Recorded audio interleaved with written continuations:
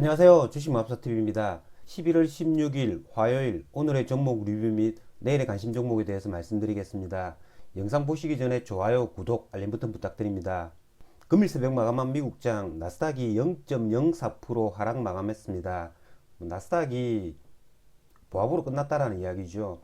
나스닥이 다시 한 번 더 역사적 신고점을 찍을지 아니면 이 자리에서 다시 이렇게 하락을 할지 그건 알 수 없습니다만은 이전에 이렇게 10월 달에 급락을 가져왔던 미 정부의 부채 한도 조정이라는 걸 12월 3일로 이렇게 미뤄 놓았죠. 그 기간이 이제 점점 다가온다는 사실, 그거는 기억을 해야 될 것 같습니다. 12월 3일이 다가올수록 이 문제가 해결이 되지 않는다면 나스닥이 상방으로 이렇게 전고점을 뚫고 가는 것보다는 하방으로 조정을 받을 가능성이 많다라는 거, 그거는 하나 기억해야 될 것 같습니다. 그러면 종목 하나하나 보시면서 말씀드리겠습니다. 자, 첫 번째 종목은 게임주들입니다. 자, 오늘 게임주들이 또 한 번 크게 상승을 했습니다. 자, NC소프트가 6.82% 상승이 나왔고요. 위메이드 다시 한 번 더 8.4% 이렇게 상승을 하면서 신고가를 갱신해 주었습니다. 카카오 게임즈 역시 12%가량 상승을 해줘가지고 역사적 신고가 갱신하는 모습을 보였고요. 제가 어제 종가 오버나잇을 한 펄어비스 역시 12% 정도 상승하는 모습을 나타냈습니다. 자, 어제 제가 방송에서 말씀을 드린 것처럼 이 게임주들이 죽지 않았다라는 건 기간이 아직까지 이탈이 없었다라는 거죠. 기간이 어제까지 이탈이 없이 계속 기간의 매수세가 조금씩이나마 이렇게 들어오고 있었기 때문에 게임주들이 웬만하게 죽지 않겠구나 라고 생각은 했었는데요, 오늘 이렇게 크게 오를 줄은 미처 몰랐습니다. 먼저 카카오 게임즈 수급을 보시면 카카오 게임즈 같은 경우에는 오늘 기관 외국인 이렇게 쌍끌이 매수가 들어왔죠. 그렇기 때문에 카카오 게임즈 같은 경우에는 지금 현재 시간의 가격도 한 1% 정도 이렇게 상승을 하고 있는데요, 내일도 한번 이렇게 슈팅을 해줄 가능성이 많습니다. 하지만 내일은 슈팅을 해준다고 해서 고점 돌파 매매 차원에서 거래하기보다는 오늘 크게 많이 상승을 해주었으니까 내일 또 크게 상승을 해준다면 내일은 조금 저점 눌림목 매매 차원에서 거래를 해야 된다는 거죠. 이 외국인들 오늘 39만 주 순매수한 이 외국인들이 내일은 이렇게 가격을 띄워놓고 매도로 전환할 수 있다는 겁니다. 거기서는 고점 돌파 차원에서 거래를 하는 것들이 아니라 상승을 했다가 하락 추세에 온다고 하더라도 이렇게 조금씩 이렇게 반등을 하면서 하락을 할 가능성이 많다라는 거죠. 그러니까 이런 구간은 먹을 수 있다라는 겁니다. 어쨌든 카카오 게임 같은 경우에는 내일 이런 형식으로 거래를 하도록 하겠습니다. 저 같은 경우에는 어제 펄어비스를 종가 오버나잇을 했는데요, 저는 펄어비스를 13만 4천원 요 부분에 전량 매도했습니다. 한 7% 8% 정도 수익 실현하고 나왔는데요, 하지만 제가 생각했던 것보다 아침에 훨씬 더 많이 이렇게 상승을 해주었다는 겁니다. 그래서 조금 아쉬운 점은 있지만 그래도 수익 실현했다라는 거에 만족을 느끼고요. 펄어비스 역시 오늘 수급을 보시면 조금 수급이 카카오 게임즈하고는 다르죠. 오늘 기간이 72,000주 이렇게 수급이 나갔다라는 겁니다. 그러니까 그 기간 중에서 어제 매수했던 이 사모펀드가 빠져나갔고요, 오늘 매수를 했던 건 외국인만 23만 주 순매수를 했다라는 겁니다. 그러면 조금 전에 말씀드렸던 카카오 게임즈와 펄어비스는 내일 매매 방향이 조금 달라져야 됩니다. 펄어비스 같은 경우에는 지금 현재 이렇게 시간의 가격이 한 1.8% 이렇게 상승을 하고 있죠. 그러면 갭을 한 2% 띄워 가지고 한번 이렇게 슈팅을 해주더라도 슈팅을 해주고 외국인들이 계속 이렇게 매도를 할 가능성도 있기 때문에 이런 애들은 이렇게 떨어지는 구간에서는 단타폭이 안 나올 가능성이 굉장히 많다라는 거죠. 그렇기 때문에 내일 펄어비스 어제 종가 오버나잇을 하셨거나 오늘 종가 오버나잇을 하신 분들은 수익 실현을 하면 되는 거지만 내일 단타로 대응하시는 분들은 카카오 게임즈보다는 펄어비스는 조금은 조심을 해야 되지 않을까라는 생각이 듭니다. 어쨌든 게임주들이 게임주 전체적으로 기간의 매수세가 계속 들어오고 있기 때문에 게임주들이 이렇게 계속 상승을 해주고 있는 것 같습니다. 자, 다음 메타버스 관련주들입니다. 자, 오늘 메타버스 관련주들 어제 급상승을 나타냈던 자이언트 스텝, 덱스트, 맥스트 이런 애들은 오늘 뭐 이렇게 보합으로 거의 보합으로 끝이 났습니다. 하지만 오늘 굉장히 크게 상승했던 뭐 메타버스 관련주들이 뭐 MP나 위즈웍 스튜디오 그리고 한큼 MDS 이런 애들이 오늘 뭐 크게 많이 올랐죠.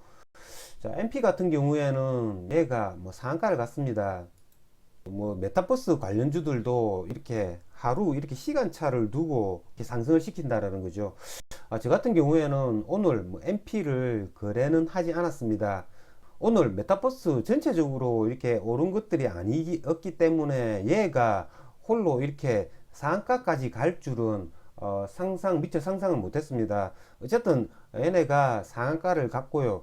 이 메타버스 관련주들도 뭐 게임주들과 마찬가지로 계속 이렇게 관찰을 해줘야 되겠죠.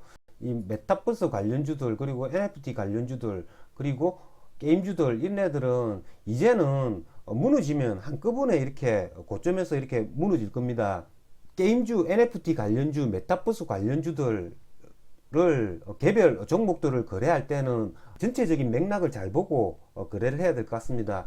게임주 그리고 NFT 관련주들 전체가 크게 하락을 하는 자리에서 메타버스 관련주라고 해도 어떤 종목 하나가 자기 혼자 뭐 10% 20% 이렇게 올라간다면 추격 매수는 자제해야 될 것 같습니다.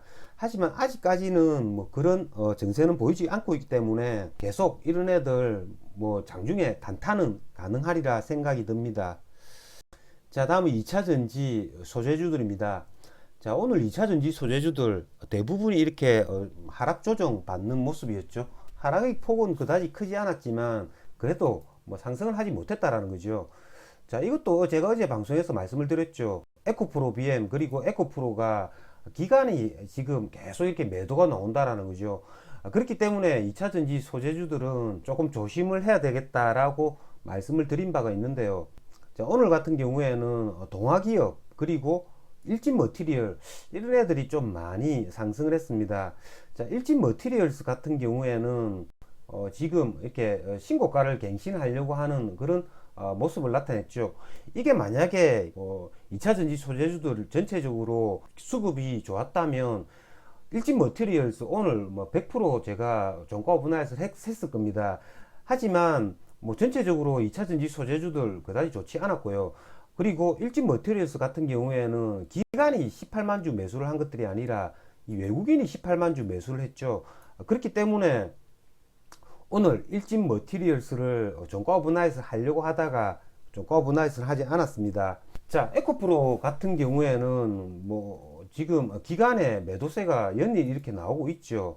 그러면 에코프로 같은 경우에는 이런 자리죠. 13만대 초반 뭐 이런 자리까지 뭐 올 수 있는지 여부가 굉장히 중요할 것 같습니다. 이런 자리까지 만약에 온다면 뭐 이런 자리는 한번 뭐 기술적 반등을 노리고 매수 가능하지 않을까라는 생각이 듭니다. 자, 다음은 후성인데요. 자, 후성이 제가 어제 방송에서 정확하게 말씀을 드렸습니다. 후성이 같은 경우에는 아침에 슈팅을 한번 이렇게 해줬다가 이렇게 산을 그릴 가능성이 굉장히 많다라고 제가 말씀을 드렸는데요.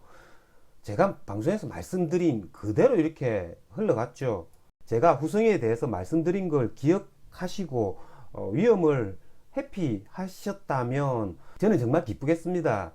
혹시라도 오늘 처음 방송을 들으신 분들은 어제 방송 내용, 제가 후성에 대해서 설명한 내용을 뭐 들으시면 아주 뭐 놀라실 겁니다.